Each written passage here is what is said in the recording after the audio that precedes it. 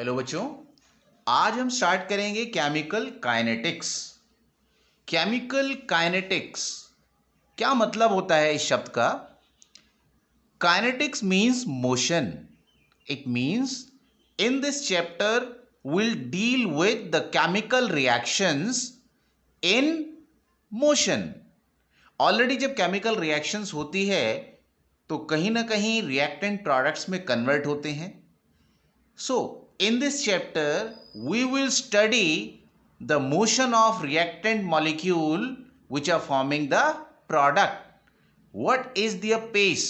How much time the reaction will take to change from one concentration to other concentration. Now, to understand chemical reaction, basically we need to know these three things. जैसे अगर chemical reaction को understand करना है तो सबसे पहले हमें यह पता होना चाहिए कि क्या वो रिएक्शन फिजिबल है, उसकी फिजिबिलिटी क्या है। तो बच्चों, फिजिबिलिटी को चेक करने का तरीका हम ऑलरेडी डिस्कस कर चुके हैं। That depends on the value of Gibbs free energy. If for any reaction the value of delta G is negative at constant temperature and pressure, then the reaction will be feasible. और second, chemical reaction को अगर understand करना है तो हमें extent के बारे में पता होना चाहिए। एक्सटेंट मीन्स कि किस जो रिएक्टेंट है वो किस तरह से रिएक्टेंट प्रोडक्ट में कन्वर्ट हो रहा है। कहने का मतलब कितना रिएक्टेंट प्रोडक्ट में कन्वर्ट होता है, 20%, 30%, 50% या 99% या 100%। तो एक्सटेंट कि कितना कंसंट्रेशन रिएक्टेंट का प्रोडक्ट में जा रहा है, ये वैल्यू कैसे निकाल सकते हैं हम? This we have already done in equilibrium chapter. The value of equilibrium constant K decides the extent of reactant which is changing into product. अगर इक्विलिब्रियम कांस्टेंट के की वैल्यू कम है, इट मींस रिएक्शन में product कम है। Greater the value of K, it means the extent of product formation is more. And third one is speed of reaction.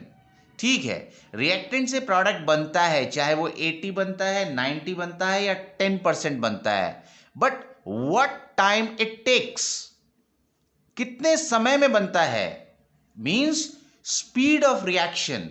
इसको हमने understand करना है when we will study the chemical reactions.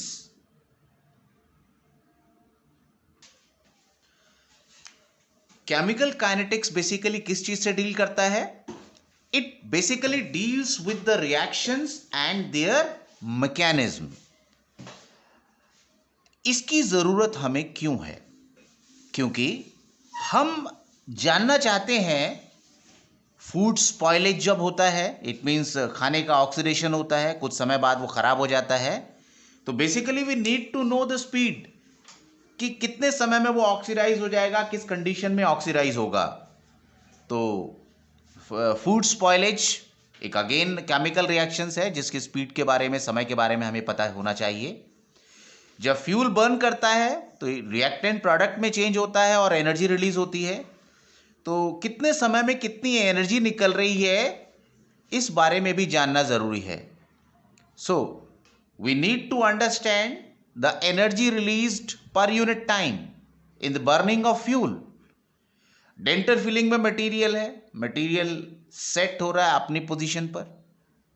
तो it means these are the daily life examples which are here necessary to understand, and it is necessary to understand कि what time does the reaction take to complete. Now what is rate of reaction? Rate of reaction होता है कि किस speed से reactant product में change हो रहा है। It is the speed with which the reactant gets converted into products. जैसे कि हम जानते हैं जैसे जैसे टाइम पास होता है concentration of the reactant decrease करती है. Let this is the graph between concentration and time. If the graph is plotted for reactant, initially reactant की concentration ज़्यादा है. For example, A is changing into product. So what is happening? The concentration of A is decreasing and the concentration of product is increasing. So we'll draw the graph like this. Initially concentration इतनी है और finally concentration यहां पहुंच गई. Let initially time was t1 when the concentration was x1 and finally when the time reaches t2 let the concentration falls to x2. ये हमारा with respect to reactant graph है. अगर हमें प्रोडक्ट के लिए दिखाना हो so it will be like this कि जैसे जैसे टाइम पास हो रहा है प्रोडक्ट की कंसंट्रेशन बढ़ती जा रही है. चलो रिएक्टेंट को हम यहां R से दिखा देते हैं. R is changing into P. अब जो रिएक्शन की स्पीड है which is the rate of disappearance of reactant और the rate of appearance of product, ये स्पीड भी बच्चों दो टाइप की हो सकती है. एक होगा एवरेज रेट, एक होगा इंस्टेंटेनियस रेट. जैसे अगर हम किसी ऑब्जेक्ट को एक सर्टेन हाइट से अगर गिराते हैं तो इनिशियली उसकी वेलोसिटी ज़ीरो होती है, मगर धीरे धीरे उसकी velocity due to earth gravitational pull बढ़ने लग जाती है. रिएक्शन के अंदर क्या होता है? इनिशियली जब कंसंट्रेशन ज़्यादा है तो रिएक्शन फास्ट है और धीरे धीरे जैसे जैसे रिएक्टेंट की कंसंट्रेशन कम हो जाती है तो मॉलिक्यूल्स में कोलिजन्स कम होने की वजह से almost most of the reactions में रिएक्शन की स्पीड कम होने लग जाती है. It means the speed of the reaction is changing at every instant of time. So we need to know these two rate, average rate and instantaneous rate. अगर हम average rate निकालना चाहते हैं फॉर दैट हम देखेंगे कितना total concentration में change आया डिवाइड बाय टोटल कितना टाइम लगा. तो हम जैसे यहां लिख सकते हैं एवरेज रेट को delta R by delta T, total change in concentration divide by total time taken. Final concentration minus initial concentration R2 minus R1 divided by delta T. अब यहां पर देखा जाए ये जो R2 है यानी कि फाइनल जो कंसंट्रेशन यहां पर X2 दिखाई है ये कम है, इनिशियल ज्यादा है. तो जब भी हम बात करते हैं रेट की विद रिस्पेक्ट टू रिएक्टेंट तो हम नेगेटिव साइन पुट करते हैं. नेगेटिव साइन क्या शो करता है कि this mathematical result will be negative. मगर जब हम प्रोडक्ट के बारे में बात कर रहे हैं तो प्रोडक्ट के लिए क्या होगा? प्रोडक्ट के लिए ये साइन आएगा positive. With respect to product अगर दिखाना है तो average rate will be the change in concentration of product divide by time. क्योंकि प्रोडक्ट की कंसंट्रेशन ज्यादा है so it will carry positive sign. This will be the average rate. Now what is instantaneous rate? Instantaneous rate एक particular instant of time पर होगा. For example let this instant is from P to Q.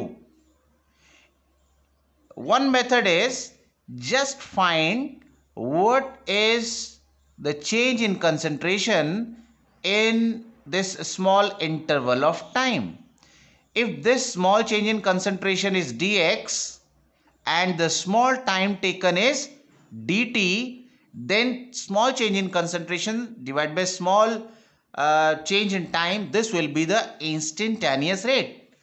Mean to say अगर ये difference कम कर दें, ये जो difference है अगर इसको हम कम कर दें तो ये हमारा इंस्टेंटेनियस रेट बन जाएगा. यानी इनिशियली अगर एवरेज रेट था delta x by delta T, अगर ये टाइम का जो इंटरवल है ये बहुत स्मॉल हो जाए तो it will be D X by D T. यहां पर बच्चों साइन अगर नेगेटिव है it means it is for reactant, और पॉजिटिव किसके लिए होगा? प्रोडक्ट के लिए। तो what is instantaneous rate? That is the rate at particular instant of time. It can be find out by, for example ये P और Q को नजदीक लेके जाते हैं तो ये पॉइंट बन जाता है. Now we will draw tangent at this instant and finding the slope dx by dt.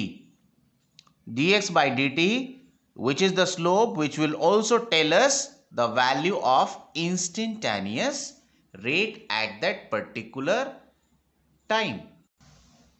Now, equalizing rate of reaction. Rate of reaction तो हम किसी भी रिएक्टेंट या किसी भी प्रोडक्ट की टर्म्स में मेंशन कर सकते हैं. तो क्या रिएक्शन का rate with respect to any of the reactant और प्रोडक्ट सेम होना चाहिए? आओ इसको इक्वलाइज करके देखें. ए की रिस्पेक्ट में अगर रेट लिखना है तो it will be minus D A by D T. Minus sign क्यों रखा हमने? Because it is reactant. Similarly B is also reactant, rate will be minus D B by D T. C is product, so it will be plus dc by dt, and this is also product, capital D.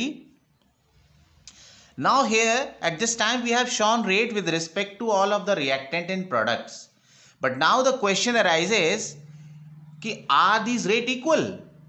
अगर हम यहाँ chemical reactions को देखें, जब 1 मोल A का react होता है तो B के कितने मोल रिएक्ट हो जाते हैं? 2. इसका मतलब यह हुआ जो B के डिसअपियर होने की स्पीड है वो दोगुनी है. It is faster. When 1 mole of A disappears, 2 moles of B get disappeared. तो ये A और B के टर्म्स में दोनों रेट इक्वल नहीं है. The rate of disappearance of B is double. So to make them equal we should divide this term by 2. Now, these are in terms of 1 mole. ऐसे ही जब D appear हो रहा है, ठीक है, 1 मोल अपीयर हो रहा है, मगर C जो अपीयर हो रहा है इसकी स्पीड 3 गुना है A के डिसअपियर होने के. As the speed of C is 3 times, so to make the rate equal, we will divide it by 3. तो एक सिंपल रिजल्ट आया. If we have to make the rate equal, or if we have to find the relationship of rate with respect to any of the reactant and product, then simply divide by their coefficients. एक example लेते हैं. 2HI gives H2 plus I2, so rate will be minus DHI by dt, coefficient at 2 divided by 2, dH2 by dt, that is divided by 1, coefficient 1 है. And similarly I2 की respect में भी हम यहाँ पर डिवाइड बाय 1 ही लिखेंगे. अगर हमें रिएक्शन का रेट दिया हो, DH by dt निकालना हो, निकाल सकते हैं. DH2 by dt दिया निकालना हो, DI2 by dt निकालना हो, तो हम इन रिलेशंस को इस्तेमाल करके एक की रिस्पेक्ट में स्पीड दी हो, दूसरे की रिस्पेक्ट में निकाली जा सकती है. So we can solve some problems based on it.